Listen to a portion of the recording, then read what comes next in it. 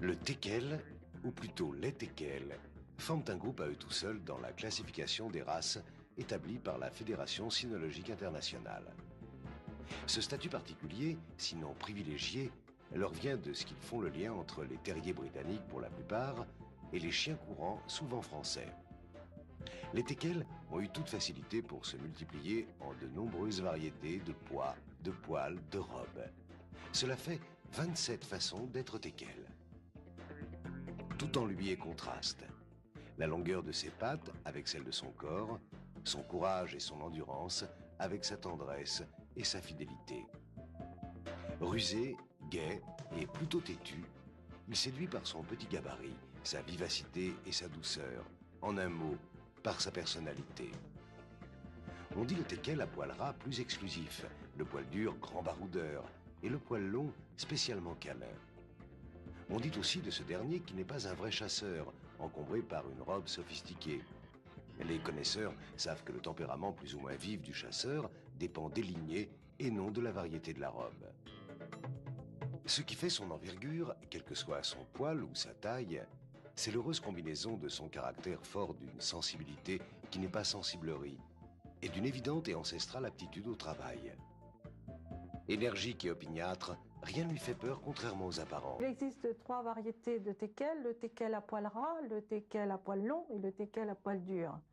Le plus ancien est la variété poil ras, est arrivé après la variété poil long, et la dernière née, c'est la variété poil dur, qui a été créée il y a un siècle environ. Le teckel est l'une des races les plus appréciées.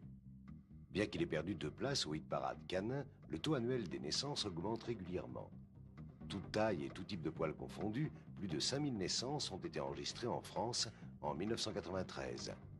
L'engouement du public pour la race date en fait des années 50 et depuis le développement est harmonieux et progressif.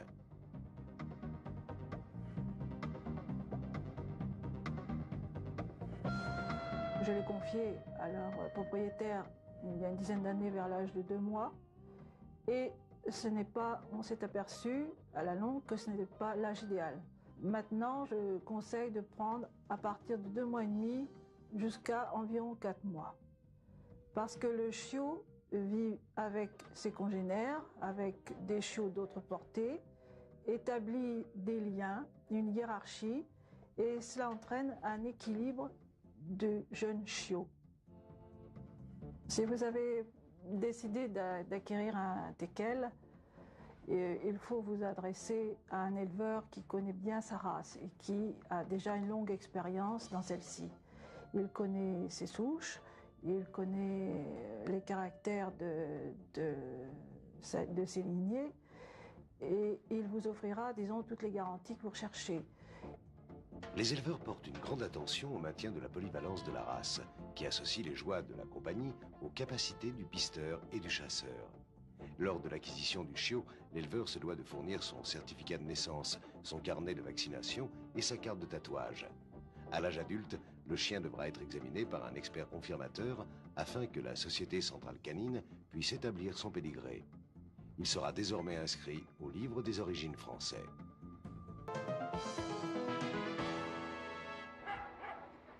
Le caractère dominant du teckel, c'est surtout un petit chien volontaire, têtu, qui ne cède pas facilement.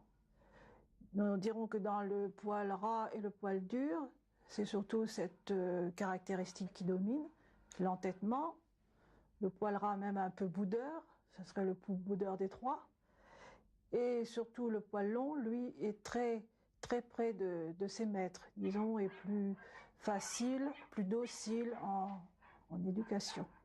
Mais c'est un petit chien intelligent, très vif et qui partage beaucoup la vie de ses maîtres, qui comprend tout, trop, quelquefois, et qui est très présent.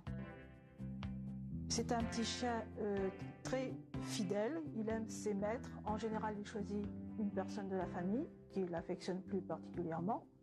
Si son maître est un chasseur, il sera plus attiré par lui, si celui-ci l'emmène à la chasse, bien sûr. Et la maîtresse est plus pour les gâteries et la pâtée. C'est un chien qui veut toujours dominer dans l'ensemble des autres chiens, malgré sa petite taille. il veut faire voir, il a peut-être dans son subconscient un complexe, donc il veut tout de suite dominer pour être sûr d'assurer, mais dans le caractère, vraiment dans le comportement, il domine les grands chiens. Il domine, il n'en a pas peur, si justement on a bien fait respecter toute cette hiérarchie. Quand il a compris que ce grand chien n'était pas un ennemi, et souvent les grandes races sont surpris par ce petit congénère qui les mène, qui prend la pâtée, qui ose leur faire des tas de choses que les autres n'ont jamais essayé de faire. C'est un chien de chasse. Et tout ce qu'on lui apprend pour la chasse, ça peut être utilisé à la ville, à la maison. La garde du Loden, elle est utilisée d'abord pour garder la veste du maître, avec son fusil, avec ses affaires de chasse. Elle est utilisée aussi pour garder le panier de la ménagère. Elle est aussi utilisée pour garder le cartable pour les enfants. Le teckel a une aptitude innée au travail. Il suffit au maître d'entraîner son chien régulièrement pour conserver ou améliorer ses performances de chasseur. La taille ou la robe n'y change rien.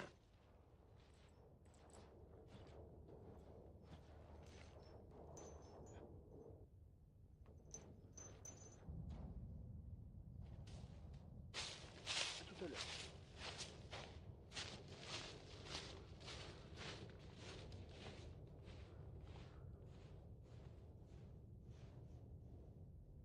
Le teckel a plusieurs cordes à son arc. La première, ça serait la recherche au sang, qu'on commence vers l'âge de 2 mois et demi, 3 mois, voire plus tard, suivant les aptitudes du chien. Par la suite, on le met très rapidement sur la menée à voie sur lièvre, ce qui va l'amener jusqu'à 5-6 mois. Nous avons des sujets qui mènent très jeunes la voie du lièvre. Ça se passe dans les champs. On attend un tout petit peu et on peut commencer à l'amener en forêt, à faire la quête au bois et le dressage. Le teckel est un chien qui se dresse admirablement bien.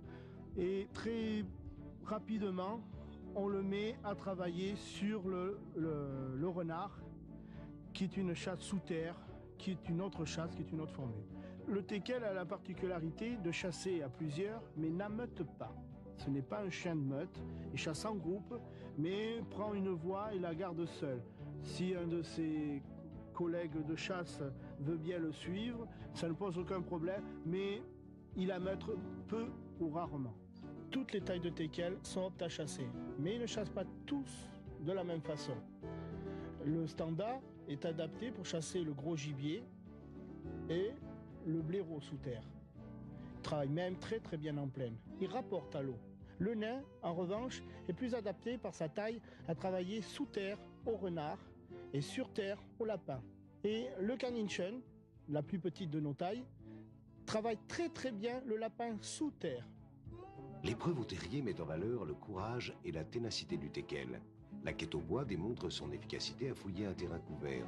L'épreuve de recherche au sang fait preuve de sa capacité à retrouver un grand animal blessé. Et l'épreuve dite multiple met en évidence l'intelligence et l'aptitude du teckel à s'adapter à des situations diverses.